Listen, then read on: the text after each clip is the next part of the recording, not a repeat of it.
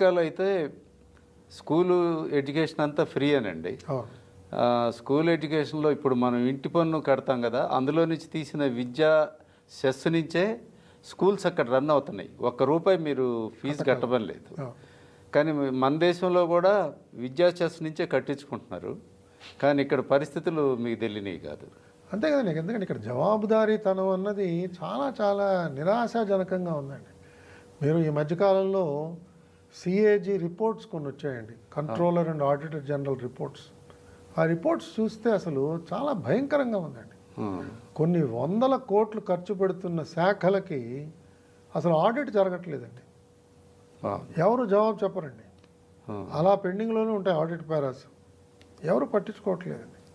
ఇది చాలా తప్పండి. ప్రభుత్వాలు జవాబుదారీగా ఉన్నాను కాబట్టి నాకు సమాజంలో గౌరవం పెరుగుతున్నది అనే భావం రానంతసేపు కూడా వాడెవడు జవాబుదారీగా ఉన్నాడండి. ఒకానొకప్పుడు మేము చూసేవాడిని సెక్రటేరియట్లో పెద్ద పెద్ద ఆఫీసర్లు కూడా ఎవరైనా ఫోన్ చేస్తే వాళ్ళే డైరెక్ట్గా ఎత్తేవాళ్ళండి. లేదా వాళ్ళ పిఏ ఆటోమేటిక్గా ఎత్తేవాడు, కనెక్ట్ చేసేవాడండి. ఒకవేళ ఆఫీసర్ కనుక గదిలో లేకపోతే సమావేశంకి వెళితే తిరిగి వచ్చిన తర్వాత వాళ్ళ పిఏ మొట్టమొదటి పని ఏమిటంటే, సార్ మీరు ఇక్కడ గదిలో లేనప్పుడు ఈ దిగువ చెప్పిన ఫోన్లన్నీ వచ్చాయండి అంటే వెంటనే వీళ్ళందరూ కనెక్ట్ చేయండి అయ్యా అని చెప్పేవాళ్ళు. వాళ్ళతో మాట్లాడేవాళ్ళండి. అంత జవాబుదారీగా ఉండేవాళ్ళండి. ఇవాళ సెల్ ఫోన్లో మిస్డ్ కాల్స్ కనిపిస్తాయి కదండి. మీరు అధికారులకు చాలామంది ఫోన్ చేసి చూడండి, మిస్డ్ కాల్ ఉంటుంది కానీ వాడు ఎవడు కాల్ చేయడు తిరిగి. ఒకవేళ గుర్తించలేని నంబర్లు అనుకోవచ్చు, పక్కన పెట్టేద్దాం. వాళ్ళ తోటి ఉద్యోగస్తులే కావచ్చు, వాళ్ళ జూనియర్ ఆఫీసర్లే కావచ్చు, లేదా నాలాంటి వాడు ఎవడో రిటైర్డ్ ఐఏఎస్ ఆఫీసర్ కావచ్చు, జవాబుదారీతనం లేదు. మొత్తం మీరు ఎంతకాలం గవర్నమెంట్ సర్వీస్లో? నేను 37 సంవత్సరాలు పనిచేశానండి. ఓకే, అంటే ఫస్ట్ 23 సంవత్సరాల్లో ఎంటర్ అయ్యాను ఫస్ట్ ఛాన్స్లో. At the age of 23 first ఛాన్స్లో జాయిన్ అయ్యాను. 60కి రిటైర్ అయ్యాను. అంటే ఎప్పుడు ఫస్ట్ పోస్టింగ్ ఎక్కడండి? ఫస్ట్ నేను నల్గొండ జిల్లాలో శిక్షణ పొందానండి. తర్వాత వరంగల్ జిల్లా పరకాల్లో సబ్ కలెక్టరు, దాని తర్వాత పరకాల నుంచి సబ్ కలెక్టర్ సబ్ డివిజను ములుగుకి వెళ్ళింది. ములుగు తర్వాత నేను గుంటూరు జిల్లాలో జాయింట్ కలెక్టర్గా చేశాను. ఆ మధ్యలో పార్వతీపురంలో ఐటీడీఏలో చేశాను 3 సంవత్సరాలు, విజయనగరం జిల్లా. ఇప్పుడు ప్రస్తుతం అది మాన్యం కొత్త జిల్లా వచ్చింది. దాని తర్వాత గుంటూరులో జాయింట్ కలెక్టరు, మహబూబ్ నగర్ జిల్లాలో కలెక్టర్గా చేశాను. దాని తర్వాత సెక్రటేరియట్ నుంచి హౌసింగ్లో చేశాను, మెట్రో వాటర్ బోర్డులో చేశాను. అంటే మీరు ఏజెన్సీ ఏరియాలో కూడా చేశారంటే నక్సలైట్లు ఇన్ఫ్లుయెన్స్ ఎక్కడైనా మీకు? ఎందుకు లేదండి, వాళ్ళకి మాకు మధ్యన పోటీ జరుగుతూ ఉండేది.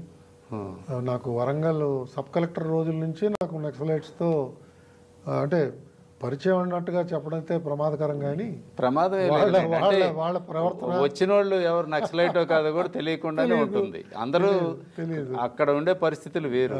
అంటే నాకు అనుభవం కొద్ది చెప్తున్నా అంతే కదా.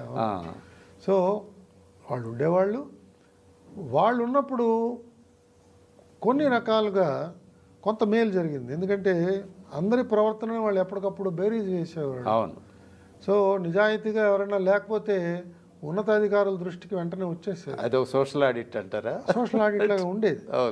కానీ వాళ్ళు అతిక్రమించారు, వాళ్ళు ఆయుధాలు చేపట్టారు, నానా రకమైన హింస వాళ్ళు చేయడం ప్రారంభించారు, పోలీసులు తీసుకెళ్ళి చంపేయడం ప్రారంభించారు. న్యాచురల్లీ దానివల్ల చాలా ప్రమాదాల్లోకి వాళ్ళు వెళ్ళిపోయారు. సో అదొక ప్రత్యేకమైన దిశ మారిపోయింది, అదొక చెడు అనుభవం కింద వెళ్ళిపోయింది అది.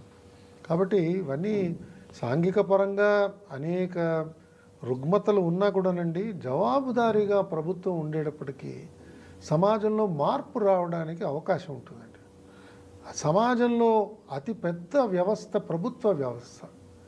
ఆ ప్రభుత్వ వ్యవస్థ కనుక జవాబుదారీగా లేదు, ఆదర్శవంతంగా లేదనుకోండి, సమాజం అంతా కూడా కొంత నిస్పృహకు లోనవుతుంది, నిస్సహాయతకు లోనవుతుంది. తద్వారా క్రమశిక్షణ రాహిత్యం పెరుగుతుందండి. మనకి పోలీస్ స్టేషన్లో అంతా కలిపితే 20 మందే ఉంటారండి. చుట్టుపక్కల జనాభా మాత్రం 20,000 మంది ఉంటారు. కాబట్టి 20,000 మందిని నియంత్రించేది వారి ప్రవర్తన ద్వారా, ప్రభుత్వ అధికారుల ప్రవర్తన ద్వారా మనం నియంత్రిస్తున్నామండి. వీళ్ళు కనుక క్రమశిక్షణ రాహిత్యంతో ఉన్నారనుకోండి, ఈ 20,000 మంది కూడా మమ్మల్ని అడిగేవాళ్ళు లేడు అని వాళ్ళు కూడా ఇంకా బయలుదేరారనుకోండి, అప్పుడు అరాచకత్వం మనకి కొట్టొచ్చినట్టు కనిపిస్తుంది. అవును, అంటే మీకు ఈ 37 ఏళ్ల సర్వీస్లో అయ్యా మీకు బాగా తృప్తినిచ్చిన సందర్భం లేదా పోస్టింగ్ అంటే పలానా ప్రాంతంలో ఒక సందర్భం ఏదన్నా? అంటే ఇప్పుడు అనేక అవకాశాలు ఉన్నాయి ఉద్యోగాల్లో. ఉదాహరణకి మీరు ఇందాక అన్నట్టుగా గిరిజన ప్రాంతంలో పనిచేశాను, పార్వతీపురం. అద్భుతమైన ఫలితాలండి. ప్రజలతో మమేకమైపోయి పనిచేసే ఒక బృందం, మేమందరం కలిసి పనిచేసామండి. మంచి అధ్యాపకులు, మంచి ఇంజనీర్లు, అందరం కలిసి పనిచేసాం. చాలా గొప్ప అనుభూతులు వచ్చాయి. జీవితాంతం కూడా మర్చిపోలేని గొప్ప తీపి గుర్తులతో ఆ 3 సంవత్సరాలు గడిచింది. అలాగే ఈ మధ్యకాలంలో తిరుమల తిరుపతి దేవస్థానంలో చేశాను 2 సంవత్సరాలు. అద్భుతమైన పని చేయడానికి అవకాశం దొరికింది. అందరం కలిసి మళ్ళా అదే సంయుక్తమైన ఒక ప్రయత్నం.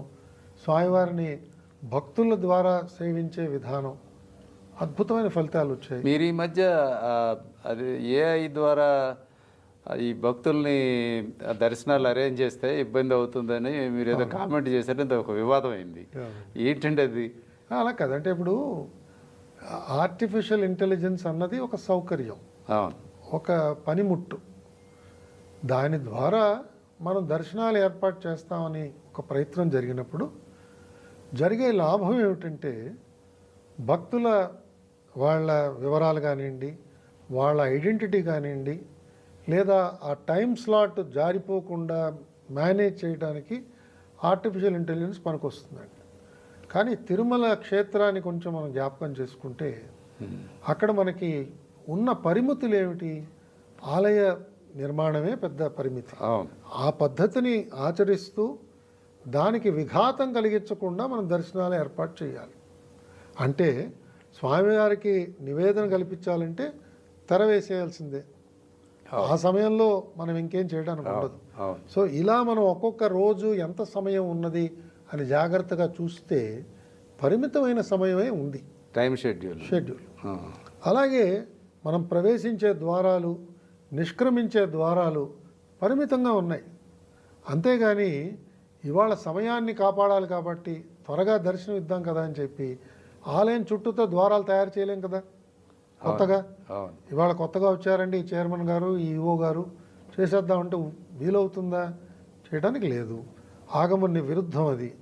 కాబట్టి ఈ పరిమితులున్న పరిస్థితుల్లో మీ దగ్గర వస్తున్న భక్తుల సంఖ్యను దృష్టిలో పెట్టుకుంటే ఇంతకంటే మెరుగైన పరిస్థితి ఎలా చేయగలుగుతారు?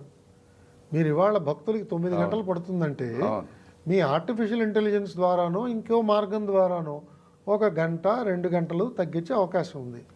అంతేగాని నేను 1 గంటలో దర్శనం ఇచ్చేస్తాను అని అన్నారనుకోండి, అది ఎలా వీలవుతుంది?